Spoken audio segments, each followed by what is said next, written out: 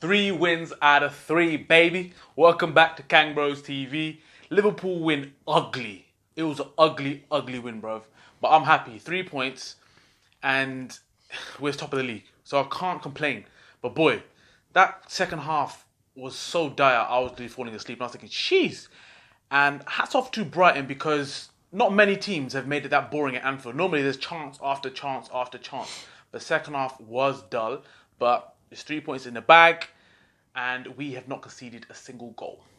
I think that's the biggest thing. I was going to say the same thing. I'm not going to get too caught up on the game because, if I'm honest with you, it's one of those games that you look at and think, I'm buzzing. We've got the points. You expect the performance to be sharper. You expect it to be a lot more clinical and a bit more energy in it. Don't get me wrong, but at the same time, it's 3 points that are difficult to get because Man United got beat by them the week before. So they're obviously a team they're not a bad side, but I just think that it's the clean sheets. We haven't conceded a goal. Brighton are a big physical side. They like to get the ball in the box and there's a big man up top and all that sort of stuff. And we haven't conceded. Against Palace, it was always going to be a tough game. We haven't conceded. I think that's the thing that stands out for me. We've played 3 games. I'm sorry to be the pessimist again, but we've played 3 games against 3 teams that we should be beating. We should be beating those sort of teams. I know everyone talks about it, but that Liverpool's Achilles heel. But let's be honest, you should be looking to beat these teams. So let's not get too gassed about it. But it's the clean sheets. I'm just like... Before we get into the performance, right? Someone please tell me, where is Fabinho? Send out a search party for this guy. Has he been caught smoking a cocaine? What's he been doing, bro? I don't know. He's not even injured. For as far as I know, the guy is not injured. We spent how much money on him? Where is Fabinho? That's all I know. We need to hashtag that shit, bruv.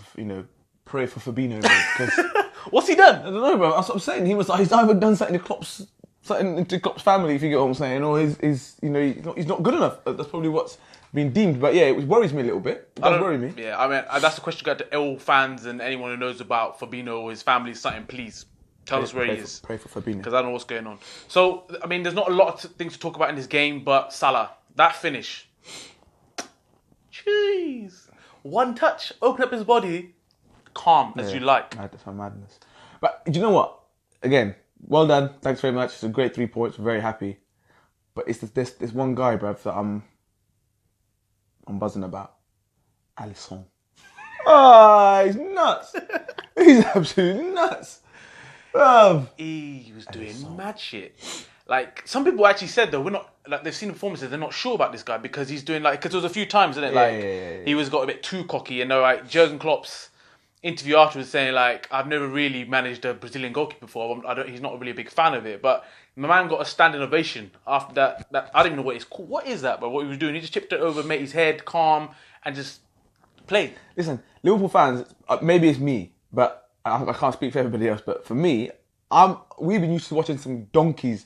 And there's some very, very, donkey-esque moves over the last couple of years. So as soon as you see somebody actually doing the nuts and bolts and, doing decent stuff, you're just like, huh? Just being a goalkeeper, you're just like, oh wow, this is mad. But you know what, the biggest thing for me is Allision. He takes away pressure, unneeded pressure. And there was chances there, the 89th or 88th minute where he made that save. Big save, pushed it away, no problem. There's a few corners that came in. Has the presence, pushed it, shoved it. Defender's not even trying to budge this guy off the ball. The guy's big. He's huge, bruv. So for me, it's that those are the important saves. So if last season you'd see possibly a goal mistake, he thumbles it or something like that, and that's where for me. So far, so good. That's what I'm going to say. Keepers, there's one thing you have to accept with goalkeepers: they will make mistakes. The big question is this though: Klopp said he doesn't like it. Would you change that? Should Klopp be saying something or just let him be himself? Because I don't think you can change it. That's natural. Exactly, that's my point. And also, you can't. The way you got to look at it is that if you change that out of his game, that's going to have a knock-on effect because goalkeepers have exactly. And that for me, you don't really want to change it, but you kind of want to hone it a little bit and say, listen, come on, you do that when you're playing against Chelsea or Man City or something like that, and it's the tight game, and you do something like that, there's a problem. Even against Liverpool in the Champions League last year, the semi-final, he did that. At their place, he came out in the corner and he tried to do something and he gave it away. It was against Fabinho, and I was a bit like, because even then everyone was like, "Oh, he's a good goalkeeper," and I was like, I don't know, but as I said, I wouldn't want to change it. I think it might need to be just honed, just addressed. Say, listen, mate, you just keep an eye on it. So there's been a lot of talk about VVD, so we're going to leave him for today. But Gomez. The guy has taken his chance with both hands, and he's been consistent for all 3 games. I think the Bunda VVD takes a lot of the praise, so I want to say Joe Gomez, big up, because you've been consistent and he's taking his chance. Do you know what I mean? And that, like, you wouldn't put Lovren back in the team right about now from his consistency. Genie, people don't for me don't rave enough about Genie. He has been consistent in every single 3 games, battering ram. Literally, he's in there holding when he needs to, run up when he needs to. So once again for Genie as well, and Milner. People, I didn't see no Milner like minute by minute updates about his mistakes this week. It was his interception that got the goal. As simple as that. He put his body on the line, bang, put it on. Firmino puts on a plate for Salah. He's been involved in a lot of our goals this season. He's been involved in a lot of our goals. So it's difficult to drop him. So maybe that's why Fabinho's not even making the bench. Because we've got Henderson, we've got Lallana. So at the moment, there isn't a space for you. Maybe. Because Milner's, like, he's in possession of the shirt, as far as I'm concerned. He's in possession of the shirt. He's playing well. He's done all the stuff right. So at the moment, you can't drop him. Again, pessimist comes out this side. Even with people like Joe Gomez, I'm a fan of Joe Gomez, and he's obviously he is a centre half. People have said all along he should be playing centre half, and we've had him at right back. He's done a job, but he's not a right back. Now, it's 3 games against teams who are weaker opposition. If I was a manager at that level, and I had a team like let's just say United or City or something like that, even like Everton, I'd be like, my tactics are going to be play on Joe Gomez. I'd be saying play on Joe Gomez. I'm not saying that he's a bad defender. I'm just saying if I was being honest. So it's those games when people are going to target him, they're going to say, right, let's see how we get on now. Let's see because that's the way. And that's what I believe. I'm not saying he's actually been very, very good, and I'm happy with that. But I'm just saying you've got to be realistic. It's 3 games that you're expected to win against opposition that we're only going to have half chances. Well, Man Utd meant to be Brighton. No. That's exactly. I'm not saying that it's. It was rubbish.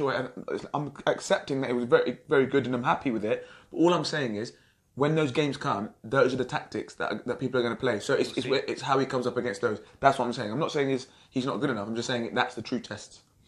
Joe Gomez, keep doing it, bro. Keita, let's touch on this guy. He got taken off.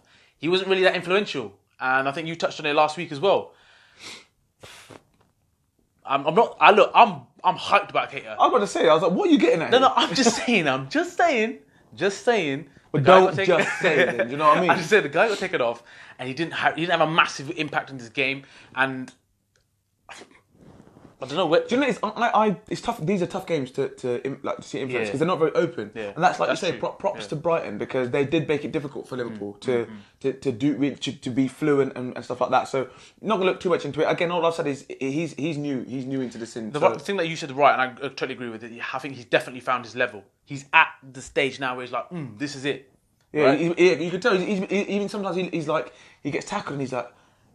That was tough. Do you know what I mean? It's tough. So I'm glad that that's the case because there's no arrogance. There's not cocky. And I'm slightly getting a bit concerned about Firmino. I must admit, he looks a bit lethargic to me. Now I thought Firmino was actually a lot better this game. I thought he was a lot more involved. Like you said, he got the assist with the Salah as well. So I think he's getting back to it. And like you said, it's really hard for these games to really assess the players because of the way the teams are set up. Now for me. Like people say, Liverpool's performance, it was a lot. They didn't pass the ball quick enough for me in the second half. It was so slow. And it was almost as we're winning 1-0, and you'd expect Brighton to come at you because they have to do something now. And they didn't.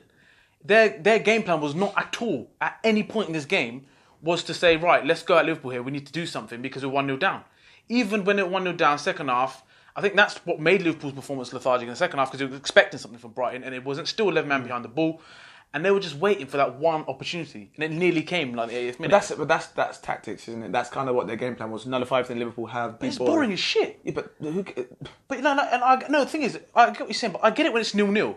When it's 0-0, you're stuck at a game plan. But when you're 1-0 down, you need to do something. But you're not there. Like a win is a bonus at Anfield. For them, it's like make it difficult. Let's nick a point. Let's get something out of this game. Yeah. So I think you've got to be realistic. Not again, it's that's where my biggest, I talk about litmus tests, but this isn't far off because it's like, right, okay, you're 1-0 up, manage the game. Can you manage the game? And I believe that, like you said, I mean, there was a chance at the end, but I'd even, the save that Beckham made was a good one, but it's almost like, okay, right, well, I expect you to make that save. So it's nice, it's good, you've done it, brilliant. And that's the only way I'd put it back to you is say, How many times did you sit there and think, oh my God, Brighton going to get one here? Not very many. So I think on the whole, you could be, I'm happy. It's nice to see that the clean sheets, though. That's what I'm saying. That shows that they're switched on. So happy. That's it. So we're top of the league. The questions that I want to ask the viewers is: where the hell is Fabinho? Number 2, Allision. Pray for Fabinho. Number 2, Allision. Are you convinced? Were you surprised by some of the madness that he was doing? Do you think he's the real deal? So that's the main 2 questions for me. I don't know if you've got a question you want to add on to that, but no. The only thing I would say is, if you're as a Liverpool fan, would you upset the midfield? Would you change it? I know we've won 3 out of 3, but would you want to see Henderson in there now? Would you want to see Shaqiri giving more game time, or would you want to see Lallana? Personally, if it ain't broke, don't fix it. There's no need. But it'd be interesting to hear what other people think. Cool. Up until next week, I think it is Leicester, I believe. I'm not sure, but so we'll see you into the next week and next game. Peace. Don't forget to share, like, and subscribe.